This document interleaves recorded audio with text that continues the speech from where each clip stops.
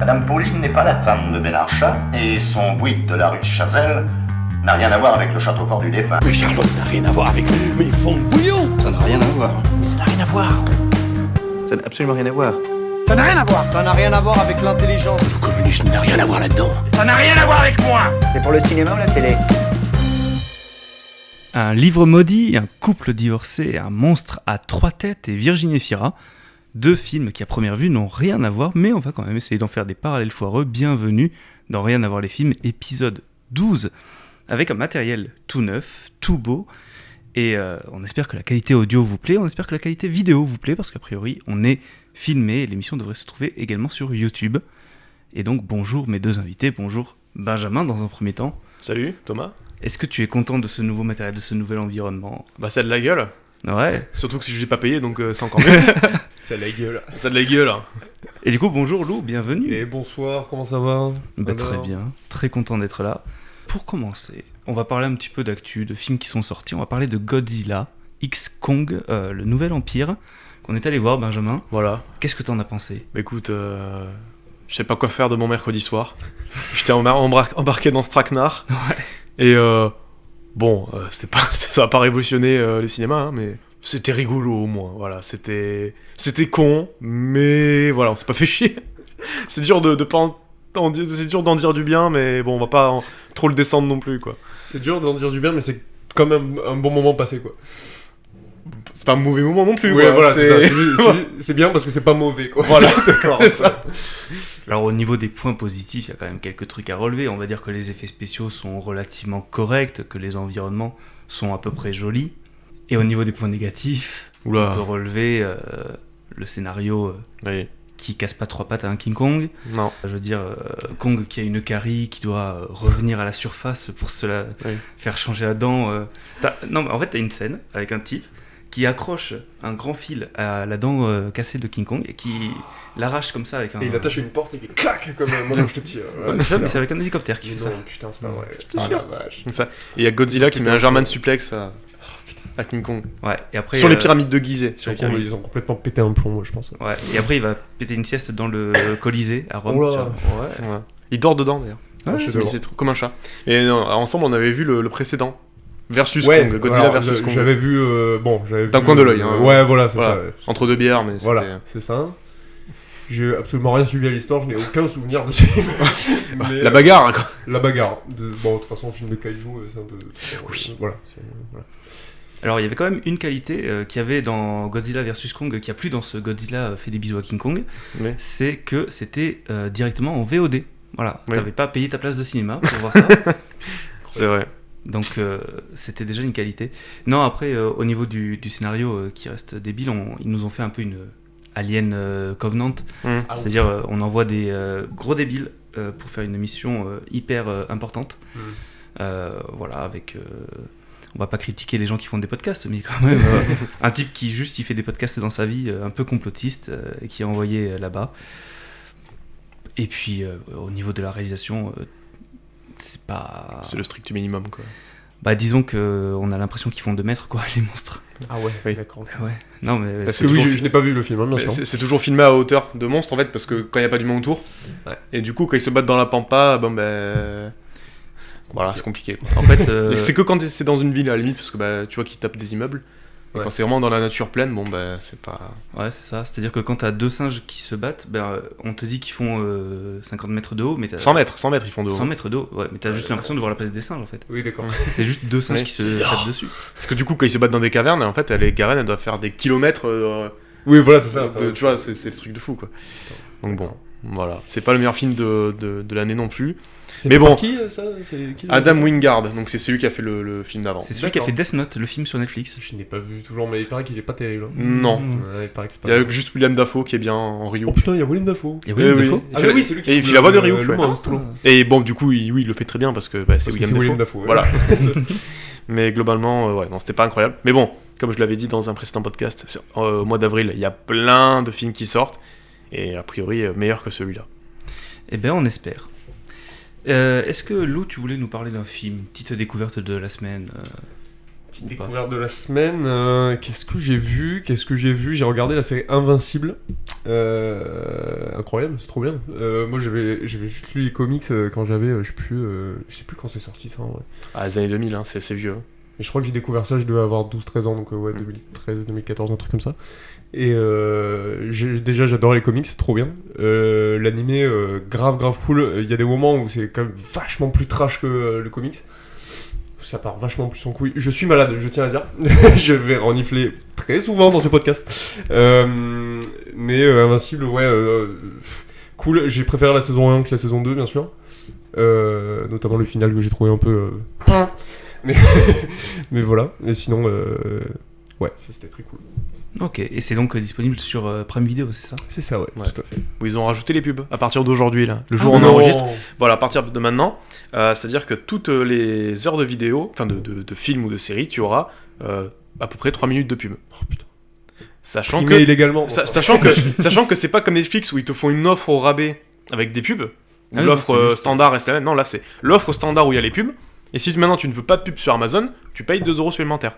Voilà, donc il faudra encore m'expliquer quel intérêt de payer un abonnement et d'avoir des pubs en fait, parce que c'est le principe de l'abonnement. Moi, si un jour Spotify, j'ai Spotify Premium, et ils me disent ah mais maintenant t'as des pubs, putain. Bon bah non, ça ira se faire, voilà, voir dans la terre creuse pour rester dans le Godzilla. Dans la terre creuse. Voilà, mais non, encore une fois, voilà, très mauvais calcul. Déjà que avant certains programmes, des fois ils te mettent des pubs de leur programme à eux. Oui. Mais ça encore, tu peux le passer instantanément, tu vois, c'est genre 2 secondes, c'est rien quoi. Mais bon, c'est déjà un peu pénible si maintenant ils nous mettent des vraies pubs. Au milieu des films quoi, comme sur TF1. Ouais. Génial. Et donc tu disais que tu avais un abonnement Spotify Premium, cet abonnement avec lequel vous pouvez écouter notre podcast sur toutes les plateformes de streaming. Et quelle transition. Si c'est pas formidable, on fait ça depuis des mois, c'est un truc de fou. Et du coup, chaque semaine, on parle de 2 films, on les compare, on prend des films qui nous plaisent avant tout, et on trouve des points communs. Ou des points de divergence, et on fait des digressions pour parler d'un petit peu de tout en lien avec ces films et avec le cinéma de manière générale. Et si vous souhaitez nous envoyer un petit message pour nous suggérer des films, vous pouvez le faire sur notre compte Instagram, le lien est dans la bio de ce podcast. Et cette semaine, c'est toi Benjamin qui a choisi les films dont on va parler. Alors on va parler de Evil Dead Rise, qui est sorti l'année dernière, réalisé par Lee Cronin, et on va parler aussi de Les Enfants des Autres, réalisé par Rebecca... Et j'ai pas envie d'écorcher son nom. Zlotowski, voilà, c'est ça. Qui est sorti en 2022. Donc des films très récents. C'est ça. Et ben on va commencer avec Evil Dead Rise. Donc c'est le plus récent des films de la saga Evil Dead qui avait été créé à l'origine par Sam Raimi. Et donc dans celui-ci, on va suivre une famille composée d'une mère, de 3 enfants et de sa sœur. Et les enfants vont tomber sur un mystérieux livre maudit qui renferme un démon. Et ce démon va alors... prendre possession de la mère qui va essayer de tuer ses enfants. Et sa sœur et les voisins du poêlier qui eux n'ont a priori rien demandé. C'est donc un huis clos ultra violent et visuellement très soigné qui parvient quand même à surprendre et à innover tout en suivant les codes de la saga Evil Dead. J'avoue, c'est un film que j'avais pas forcément ultra envie de voir à la base. C'est pour ça que je l'ai choisi. Je sais. Et en vrai, j'ai passé un plutôt bon moment parce qu'en plus on a vu tous les deux. Et ça me donne envie de découvrir les films cultes originaux avec cette trilogie de Sam Raimi. Et du coup, Les Enfants des Autres, a priori ça n'a rien à voir. De quoi ça parle, Lou ? Ça parle de Virginie Efira. Non, c'est pas vrai, c'est l'actrice, ce n'est pas le personnage principal. Donc le personnage de Virginie Efira qui s'appelle Rachel, il me semble. Oui. Qui a 40-50 ans, je crois, par là. La quarantaine, quoi. Bref, qui arrive à un âge où son gynécologue lui dit écoute, si tu veux avoir un enfant, là, c'est maintenant ou jamais, quoi, parce que voilà, bientôt tu ne pourras plus. La ménopause. Et donc, c'est donc une femme de cet âge-là qui est face à son dilemme de est-ce que je veux un enfant ou pas ? Est-ce que je vais vieillir sans enfant ? Voilà, c'est quoi mon rapport à la maternité maintenant, là, au moment où j'en suis là. Et donc, qui va vivre sa maternité d'abord avec la fille du mec qu'elle rencontre et qu'elle commence à fréquenter. Et puis, elle vit aussi une autre forme de maternité, mais plus dans le milieu scolaire, parce qu'elle est prof de français. Et elle le vit avec un de ses élèves, je ne sais plus comment s'appelle ce personnage, mais voilà, elle l'aide à, je sais plus, lui trouver un stage. Hein, C'est ça, lui trouver un stage, parce que lui, ce qu'il veut faire, c'est être dans l'automobile, je crois. Il veut être dans la restauration. Oui, dans la restauration. Oui, dans la restauration, oui. Dylan, il s'appelle. Dylan, voilà, c'est ça, bien sûr. Et donc, en gros, c'est une femme qui cherche son rapport à la maternité, en fait. Globalement, c'est ça. Et il se trouve que tu as participé au tournage. Oui, bien sûr. J'ai fait un stage de mise en scène sur ce tournage en 2021, je crois. Oui, si le film est sorti en 2022, ça paraît logique. Ouais, c'est ça, ouais, voilà. Et du coup, c'était quoi ton rôle sur ce tournage ? Renfort mise en scène, c'est-à-dire que je filais un coup de main quand il fallait filer un coup de main, c'est-à-dire avec quand il fallait gérer des figurants, parce qu'il y avait beaucoup de figurants à un moment donné. Moi j'étais que sur les scènes dans le lycée, c'est-à-dire genre les 15 premières minutes du film en gros. Ouais, après on y revient plusieurs fois dans le lycée quand même. Mais en gros les scènes où j'étais là c'était le début du film. Ok.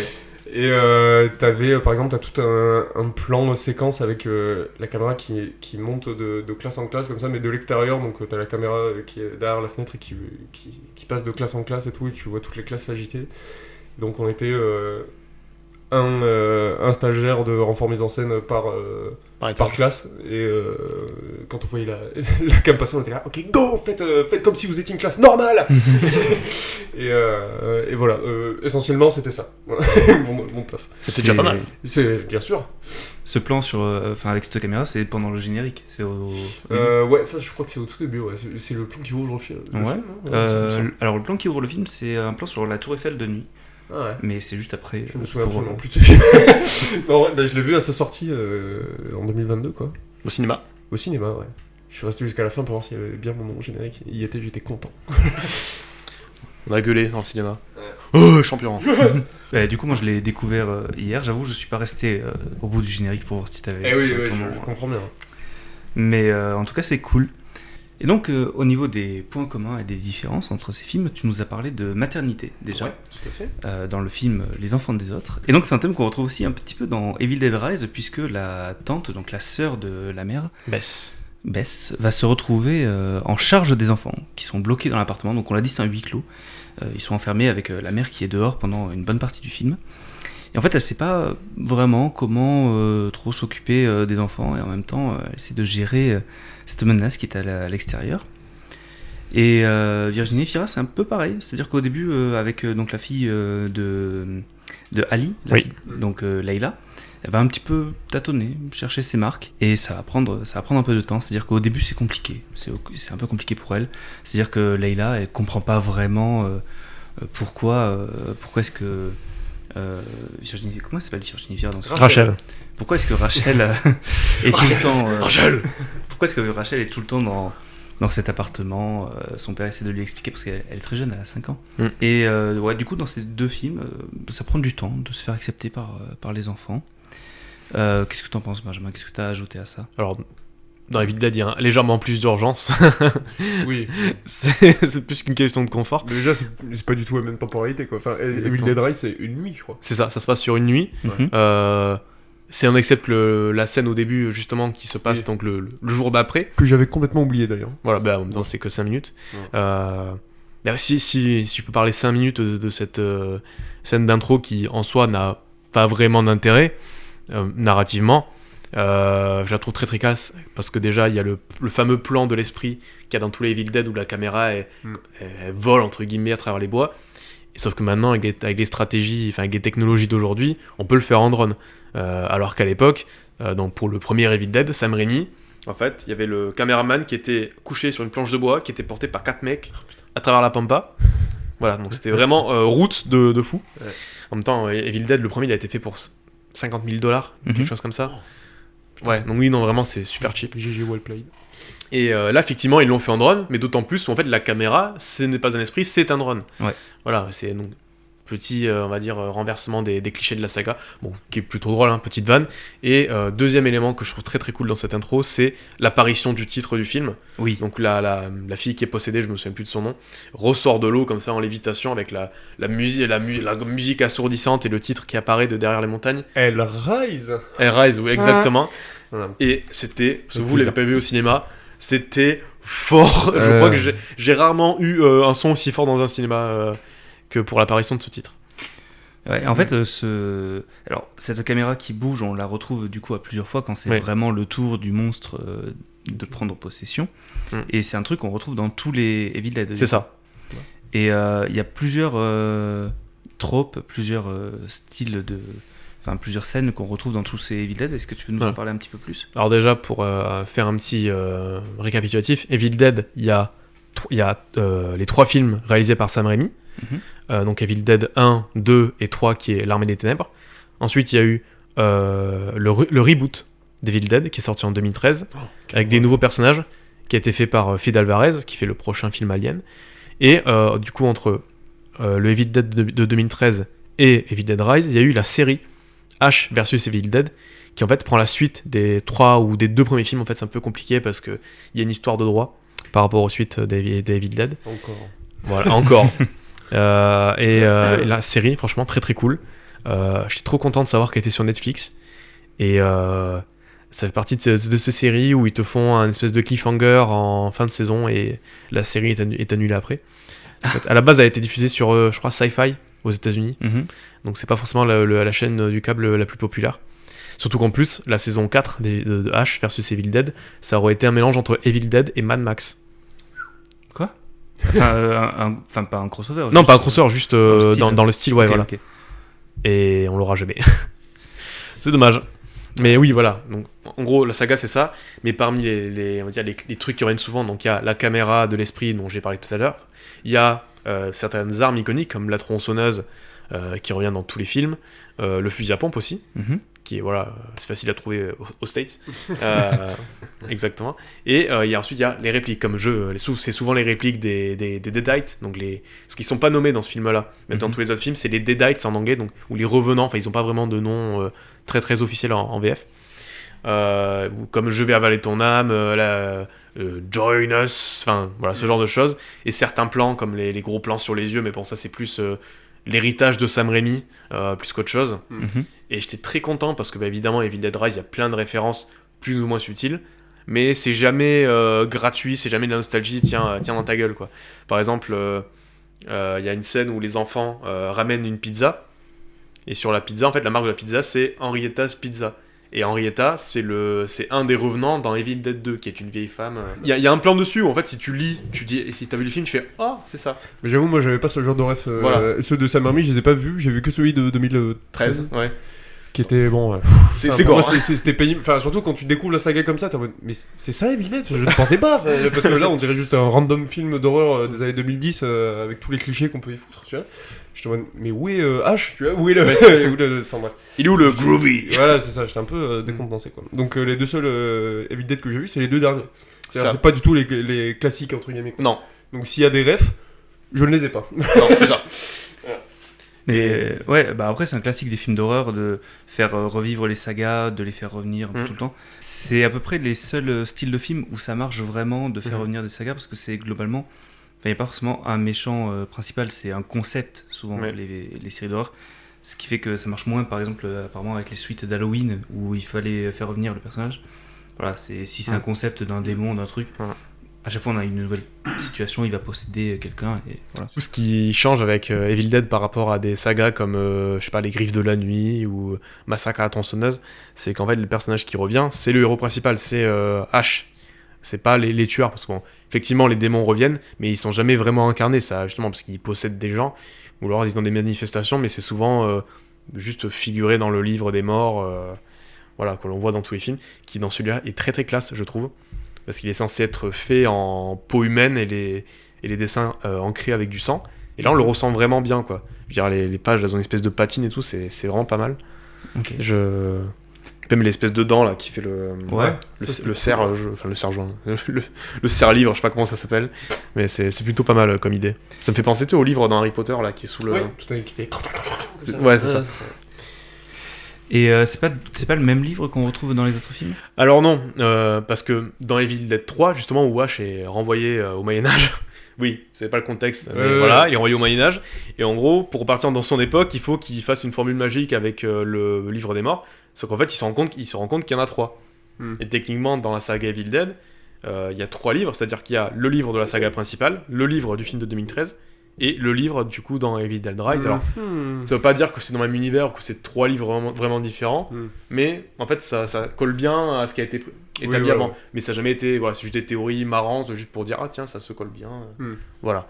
Mais faut pas trop y voir un lore ultra compliqué. Même Evil Dead entre les films c'est jamais trop, la continuité est jamais forcément ultra importante, sauf dans la série forcément parce que ça reprend les anciens films.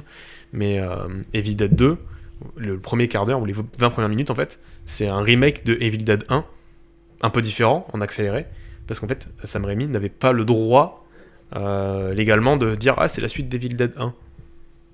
Parce que, encore une fois, droit, cinéma amateur, c'était compliqué. Du coup, je vous emmerde, je refais mon film en 20 minutes et en mieux en plus. Et voilà. Ok. Et du coup, il y a un prochain film Evil Dead qui est en préparation, apparemment. Voilà. C'est donc qui va être réalisé par Sébastien Vassinek. Je crois qu'on le dit comme ça. Qui est le réalisateur de Vermine. C'est pas Vanitschek plutôt? Je sais peut-être, ouais, il y a un accent sur le C, enfin, c'est un peu particulier. Et c'est Sam Raimi lui-même qui l'a choisi. Donc écoute, trop cool pour lui, parce que il réalise son premier film. France. Voilà. À voir ce que ça donnera. J'espère qu'il sera bien. Voilà. Bon, a priori, Sam Raimi, il est pas du genre à trop brider les réals qui bossent pour lui. Et bon, toi, je sais que Vermine, tu l'avais vu. Ouais, je l'ai vu au cinéma un peu après tout le monde. J'avais bien kiffé quand même. C'était cool. Ouais, bon, j'aime surtout la fin, on va dire. Ouais. Côté politique et tout, que moi j'aime bien. Surtout dans les films d'horreur qui sont un peu, des fois critiqués pour être un peu creux et genre sans aucun message et tout. Là, c'est pas le cas et là ça fait plaisir. Et en plus, France. Donc voilà. C'est vrai que c'est un film français qui a eu un gros succès, un gros retentissement. Alors moi je suis pas allé le voir, étant très arachnophobe. Oui, mais c'est compliqué. J'ai vu la bande-annonce au cinéma, déjà j'étais vraiment pas bien. Mettez-moi de choupi là s'il vous plaît. Et ouais, donc s'il fait un prochain Evil Dead, en vrai, pourquoi pas. Et donc, est-ce que ça va être dans la continuité de Evil Dead Rise ou... Alors a priori non. C'est plus dans le délire de faire un film différent à chaque fois. Oui, ils font des one-shots quoi. Ouais, voilà, un peu ce qu'aurait dû faire plus souvent la saga Predator. Mais bon... Non mais c'est vrai, mais là c'est ce qu'ils vont faire, et Sam Raimi lui-même l'a dit, c'est que ils ont mis 10 ans à faire un nouveau film Evil Dead, mais là ils vont essayer d'en faire un, on va dire, en général, s'ils ont des bonnes idées, tous les 3 ans. Ce qui... Moi je prends, moi je suis banco, avec Alien c'est ma saga d'horreur préférée, donc vraiment, prenez mon argent, sauf que contrairement à Alien, il n'y a aucun mauvais film. Ouais. Voilà. Ça pique un peu, mais il a dit les termes. Oui, voilà, c'est ça. Mais bref, on pourra revenir sur Evil Dead plus tard. On peut aussi parler des enfants des autres. Bien sûr. Déjà, rien qu'au niveau des points communs, on a 2 présences maternelles en fait, qui sont incarnées donc par la mère et la nouvelle maman en fait. Et il y a une concurrence un peu qui s'installe dans ce Evil Dead. Au moment où la mère est possédée, puisque elle va se mettre un peu à insulter sa sœur.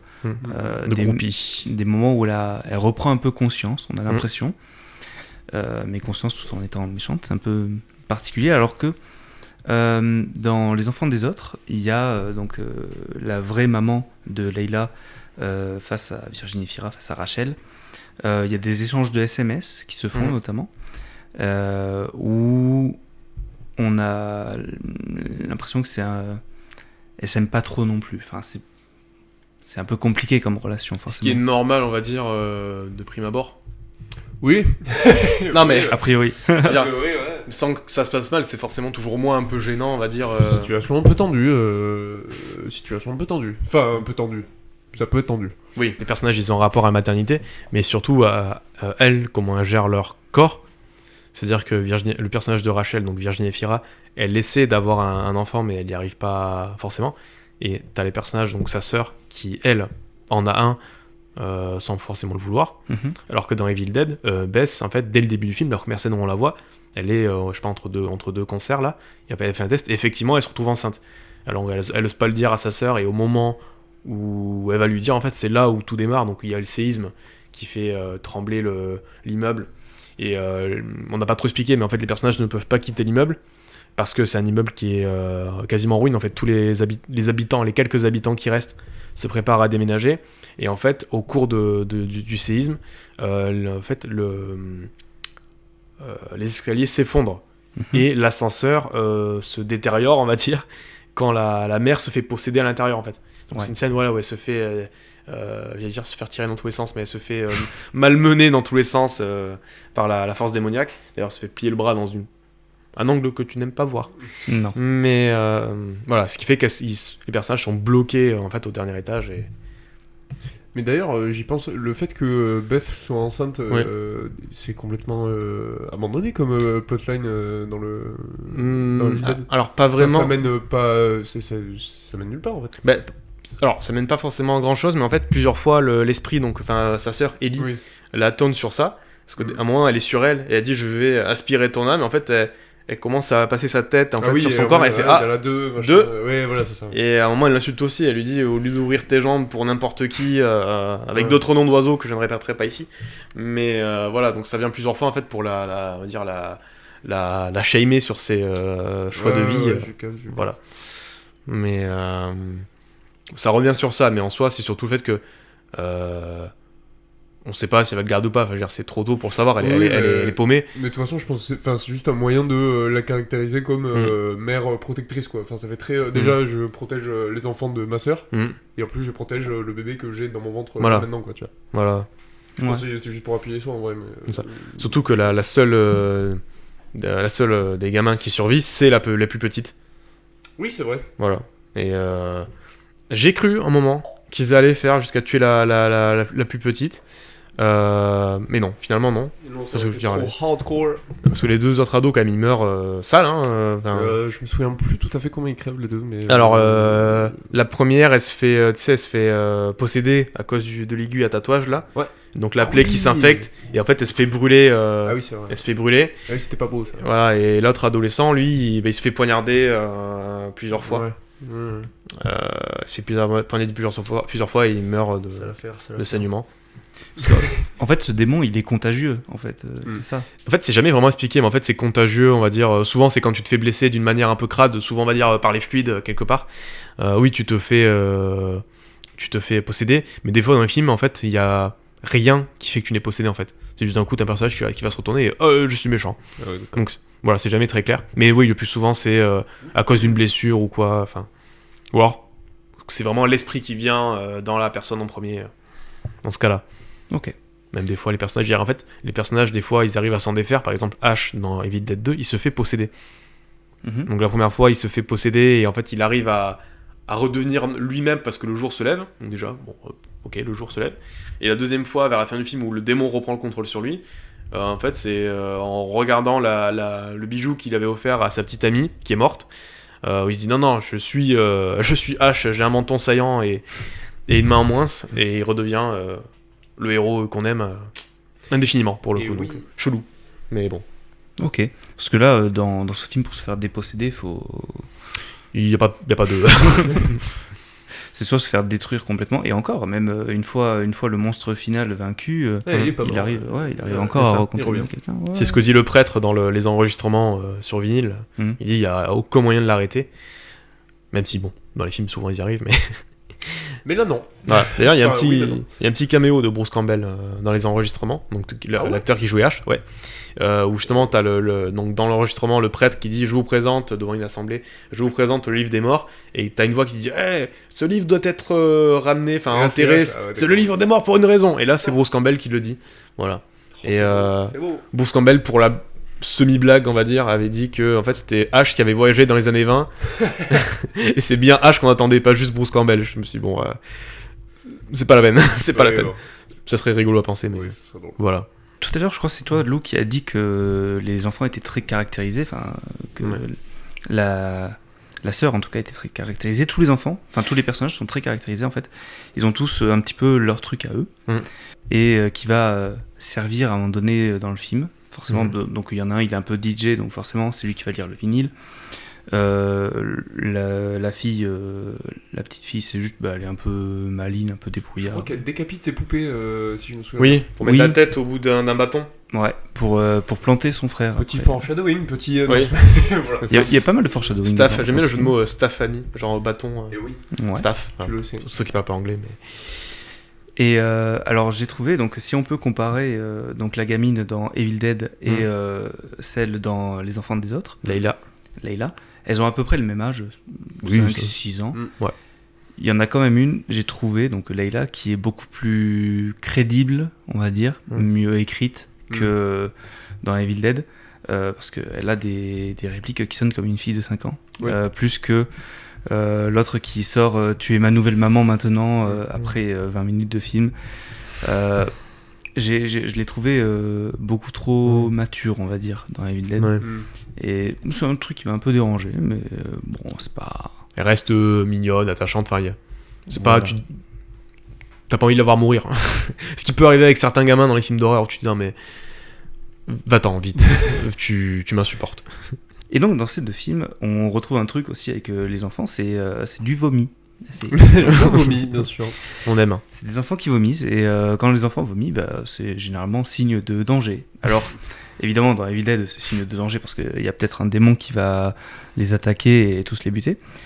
Dans Les Enfants des Autres, c'est synonyme d'accident. C'est sur le périph', cette gamine, donc Layla, qui est malade en voiture. Voilà. Donc quelque chose de beaucoup plus soft, parce qu'évidemment, dans les deux films, on n'est pas du tout dans les mêmes registres. Bien sûr. Et voilà, c'est un peu une difficulté qu'on a eu à préparer cet épisode, c'est que trouver des similitudes entre ces deux films, je pense qu'on commence à arriver un petit peu à la limite du concept avec En avec ce fait, genre ces de films choses. n'ont vraiment Rien à voir, exactement. On peut parler des interprétations pour le coup. Bien sûr, vas-y. Virginie Efira qui est super touchante, vachement émouvante dans le rôle. Mhm. Alors c'est pas la seule, évidemment, il y a Roche Dizem donc qui joue Ali, qui pareil est très très convaincant. Mais là où je voulais en venir, donc c'est par rapport au rôle de mère. Donc Virginie Efira qui est très très bien forcément, et donc Alyssa Sutherland qui joue Ellie, donc la mère possédée dans Evil Dead, qui je trouve vraiment super flippante. Alors oui, certes, la réal, le maquillage, ils aident forcément beaucoup, mais de toutes les personnes qui ont joué des personnes possédées dans la saga, je trouve que c'est la meilleure. Mhm. Honnêtement, surtout quand elle est enfermée en dehors de l'appartement et que le seul point de vue qu'on a d'elle, c'est à travers le Judas, qu'elle est toute déformée là, qu'elle essaie de manipuler ses enfants pour qu'elle rentre. Ah, non. Mhm. Ah oui, Reste dehors. c'est clair. Mais pour moi, physiquement, elle me rappelle un peu le personnage de... Dans Shining, la meuf de Jack Torrance. Là. Je sais pas comment elle Shelley s'appelle. Duval, enfin l'actrice, mais... Physiquement, moi, elle me rappelait déjà un peu elle. Ouais. Je pense que ça joue un petit peu. Wendy. Wendy, voilà, c'est ça. Je pense Oui. que ça joue un petit peu, tu sais, le côté un peu longiligne et tout, cheveux très longs comme ça, machin. Et ouais, elle a vraiment une gueule, le sourire qu'elle a là, tout... Open up now. Ouais, c'est... Elle est assez terrifiante, c'est vrai. Et sa voix aussi, je crois, elle m'avait marqué. Je sais plus si sa voix est super modifiée ou pas tant.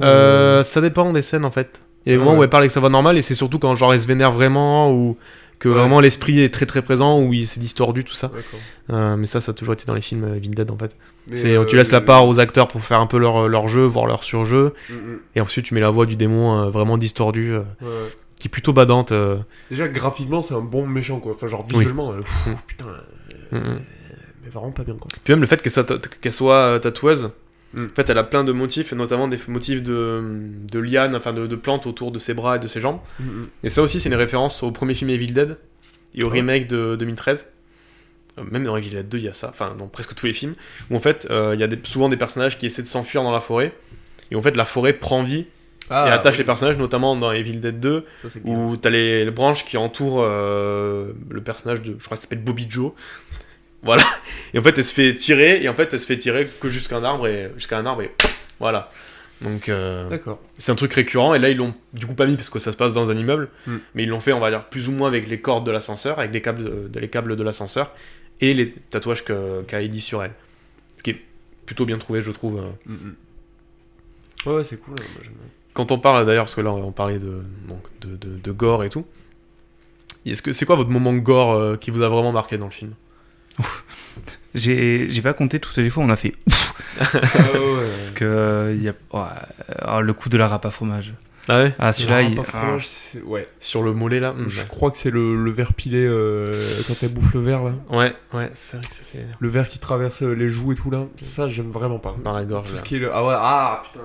Mais ça, ça c'était dans la bande-annonce pour le coup, donc j'étais moins. Je m'étais préparé mentalement. Ah, j'avais pas vu moi. Mais c'est vrai que la bande-annonce, pendant 2 mois, je me suis dit, ah, c'est pas beau. Il y a le moment où au tout début, où la fille, elle se fait scalper. Ah ouais, Elle se fait arracher, tirer par la tresse, là. Le Ça, sound c'est design bien. du truc, il est dégueulasse. Ouais. C'est vraiment un effet de. C'est genre. Pardon, j'arrête de faire ça. Le Mais, coup, ouais, le- c'est vraiment. Ça, elle arrache d'un coup en plus. C'est vraiment. Il y a du bibi quoi. c'est net. Il y a aussi le. Comment ça s'appelle? Le ciseau dans le nez. Mm. Qu'elle se prend, Ellie. Et là, du coup, t'es en train de spoiler tous les moments gore du film.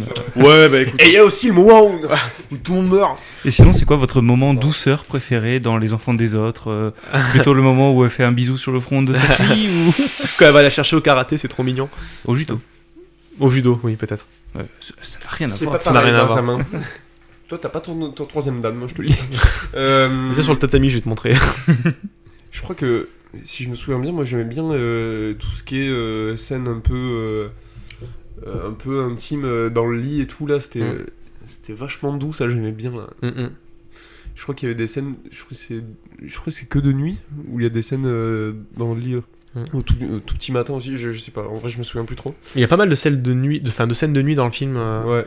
Scène de complicité, surtout Ouais. entre les deux personnages. Je trouve que l'alchimie marche très bien entre donc Rachel et Ali. Ouais. C'est vraiment quelque chose qui marche bien, mais même avec Dylan, quand elle le retrouve à la fin, où elle sent qu'elle a vraiment eu un impact positif sur lui. Voilà. Message à nos amis profs. Des fois, vous êtes sympa. Continuez. Mais c'est là où c'est la morale du film en fait, c'est que Oui. genre la maternité elle a pas à la vivre de manière biologique quoi, Direct, forcément quoi. C'est-à-dire ça peut servir de modèle matriarcal. on va dire. Oui, Ça, oui. En fait, quand on te dit les enfants des autres, c'est l'enfant de Ali, c'est aussi les enfants qu'elle a à l'école.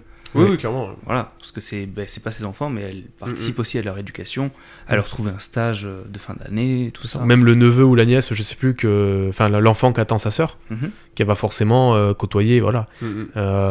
Et je trouve la fin, c'est vachement intéressant.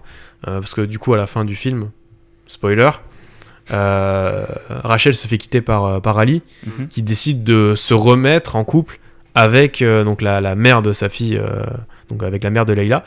Ce qui évidemment peut se dire bon, un peu un coup de pute, hein, Ali, tu pouvais faire mieux sur ce coup-là. Surtout qu'en plus il dit un truc du genre non mais je t'aime quand même. Bon, Ah oui, c'est ça, c'est genre je retourne avec mon ex pour ma fille, mais je t'aime. voilà. Bon. Connard. Tu pouvais payer la Non, pension voilà. si c'était bien. Non mais on a 24 ans les gars, on peut pas comprendre. Voilà, mais Et- voilà, il y a forcément des raisons, mais c'est vrai que pour le coup, pour le personnage de Rachel, en tout cas, c'est un coup dur, donc forcément, Oui, voilà. en tant que spectateur, on a plutôt son point de vue, donc forcément, on le prend aussi plutôt mal. C'est un peu quand même paradoxal de parler de maternité en sachant qu'on ne sera jamais maman, a priori. Oui, tout C'est à pas fait. prévu en tout cas. Et qu'on n'a toujours pas d'enfant. C'est pas pressé, hein, c'est pas pressé. Non, moi, non, je- non. Il y a surtout, Macron qui vient toquer chez moi et il fait dire alors, Alors, eh ben Alors, oui, le alors, moment, là. faut réarmer là, putain. t'as mis le chargeur Putain, quel enfer. Oh, Ne partons pas, emmerde. ne dérivons pas sur de la politique. Rien à voir les politiques. Rien à voir les politiques. Déjà que c'est rien à voir les digressions, le vrai titre du podcast. Alors, Alors Mussolini et Marine Le Pen. Ils ont le même menton, c'est rigolo. Bah bref, alors Il y a que le menton. des problèmes de bras aussi. Bon. Anyway, guys. Et du coup, c'est qui le prof qui t'a aidé à avoir un stage sur les enfants Ouais, c'était pas un prof. C'était même pas un prof. Ouais, bon, les contacts. Non, en gros, c'est un pote de mon oncle qui est réalisateur. Qui était ami, enfin qui est toujours ami d'ailleurs, avec le premier assistant réalisateur de Rebecca Zlotowski. D'accord. Et qui donc m'a eu une semaine, je crois, de stage sur le tournage. Mhm. Comme quoi le Voilà. réseau. Ok. Ça fait plaisir. Non payé, mais ça fait plaisir. Donc on a parlé politique. Il y a un autre aspect un peu controversé qu'on peut aborder, c'est le thème de la religion, puisque c'est quelque chose qu'on retrouve un peu en fond dans les deux films. C'est-à-dire qu'on parle pas mal de religion dans Evil Dead, avec les prêtres qui chassent les démons, tout ça, un classique des films d'horreur, on va dire. Et on a aussi un certain rapport au judaïsme, pour le coup, et non pas à la chrétienté, dans Les Enfants des Autres, puisque le personnage principal est juif, enfin de confession juive, toute sa famille l'est, et ils vont à quelques rassemblements. Je pense que c'est... alors ça doit être par rapport à la réalisatrice, a priori Rebecca Zlotowski, ça sonne plutôt de confession juive, qui a dû rajouter cet élément dans le film. Mais dans les deux, ça arrive un peu... Je vais pas dire comme un cheveu sur la soupe, mais... C'est pas important, quoi, Voilà. c'est juste... C'est une toile de fond. C'est une toile de fond. Oui, voilà, c'est ça. Exactement. Et de la même manière, autant le thème de la maternité dans Les Enfants des Autres, c'est le thème central du film, autant je trouve que dans Evil Dead, c'est relativement survolé, on va dire. C'est pas... voilà, on est là pour l'esthétique, on est là pour la violence et les démons. C'est plus un bonus, on va dire, dans ce Evil Dead. Voilà, c'est de la deuxième lecture sympa. Voilà. De toute façon, le film, il est pas très long, il fait 1h30. Ouais. Donc, et ça, il faut quand même que ça divertisse. Mais c'est pas mal, tu vois, comme l'a dit Lou tout à l'heure, c'est tant mieux. Qu'il y ait un petit message plus que juste de la tripaille à plus quoi savoir en faire. Oui. Mais genre, c'est comme dans on va dire les films qui ont un thème très... on va dire explicite, mais qui n'est pas là tout le temps. Par exemple, il y a le thème du viol dans Alien. Oui. Avec voilà, cette créature qui est très phallique, voilà, qui s'insère en toi, enfin, littéralement, quoi.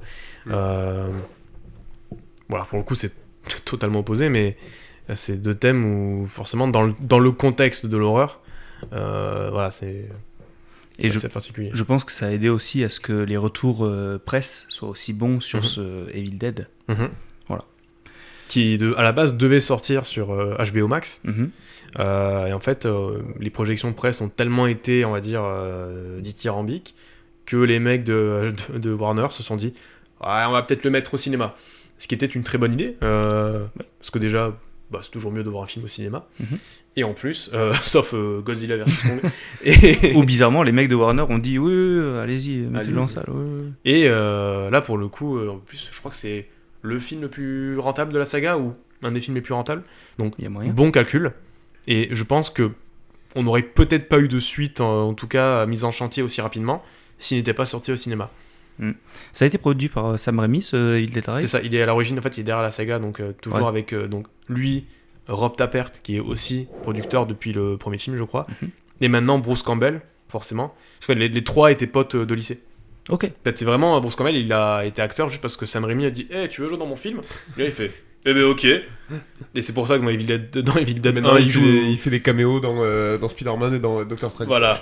Bizarrement il s'était réalisé par Sam Raimi, voilà.